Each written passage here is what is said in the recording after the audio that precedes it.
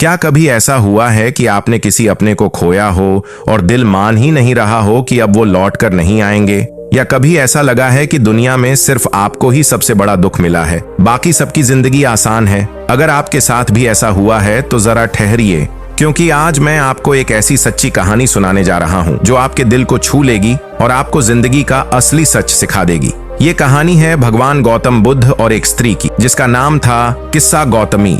बहुत समय पहले अनंतपुरम नामक एक गांव में गौतमी नाम की एक औरत रहती थी। वह बहुत ही साधारण और गरीब परिवार की थी, लेकिन उसका विवाह एक संपन्न घराने में हुआ था। शादी के कई सालों तक उसको कोई संतान नहीं हुई, इसीलिए उसे बहुत ताने सुनने पड़े। काफी समय बाद उसे एक बेटा हुआ। गौतमी बहुत ही ज्यादा प्रसन्न हुई। गौतमी अपने बेटे से बहुत प्रेम करती थी। उसका सारा जीवन और उसकी सारी खुशियां उसी बच्चे पर टिकी थीं। लेकिन एक दिन अचानक उसका बेटा बीमार पड़ा गया और ज्यादा बीमार पड़ने के कारण उसके बेटे की मृत्यु हो गई। गौतमी का दुख असहनीय था। वह अपने मृत बच्चे को गोद में उठाए इधर उधर दौड़ने लगी और हर किसी से कहने लगी कि कोई मेरे बेटे को जिंदा कर दो। वह अपने बेटे को उठाए गलियों में भटकती फिर रही थी। लोग उसे देखकर बहुत दुखी हुए, लेकिन सब समझाते कि मौत का इलाज किसी के पास नहीं, मगर वह मानने को तैयार नहीं थी। फिर उसे एक भले आदमी ने कहा, तुम्हें गौतम बुद्ध के पास जाना चाहिए, वही तुम्हारी मदद कर सकते हैं। गौतमी अपने मृत बच्चे को लेकर बुद्ध के पास पहुंची और बोली, भगवान, मेरे बेटे को जीवन दान दीजिए। आप महान संत हैं, आप कुछ भी कर सकते हैं। बुद्ध ने बहुत शांत स्वर में कहा, ठीक है गौतमी, मैं तुम्हारे बेटे को जिंदा कर दूंगा, लेकिन पहले तुम मुझे एक ऐसा सरसों का दाना लाकर दो जो ऐसे घर से आया हो जहां कभी किसी की मृत्यु न हुई हो। गौतमी के मन में आशा जागी। वह तुरंत गांव गांव घर घर दौड़ने लगी और हर घर में जाकर कहती, क्या आप मुझे सरसों का एक दाना देंगे? लेकिन शर्त यह है कि आपके घर में कभी किसी की मौत न हुई हो।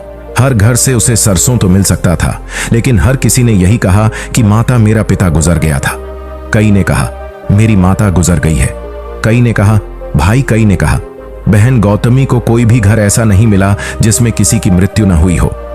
धीरे धीरे उसे समझ आने लगा कि मृत्यु एक सार्वभौमिक सत्य है, इससे कोई नहीं बच सकता। थकी हारी आंखों में आंसू लिए गौतमी बुद्ध के पास लौटी।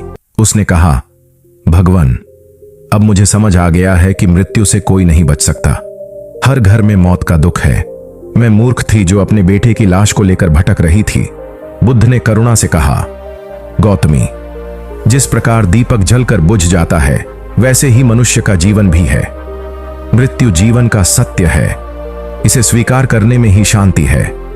उस दिन से गौतमी बुद्ध की अनुयायी बन गई। उसने सांसारिक मोह माया छोड़कर बुद्ध का मार्ग अपनाया और धीरे धीरे ज्ञान प्राप्त किया। दोस्तों, इस कहानी से हमें यही सीख मिलती है कि मौत और दुख से कोई नहीं बच सकता, लेकिन अगर हम अपने दुख को स्वीकार कर लें तो हमें सच्ची शांति मिलती है। याद रखिए, इंसान दुख से नहीं टूटता, बल्कि सच्चाई को न मानने से टूटता है। और जब हम सच्चाई को स्वीकार कर लेते हैं, तभी असली आजादी और सुकून मिलता है।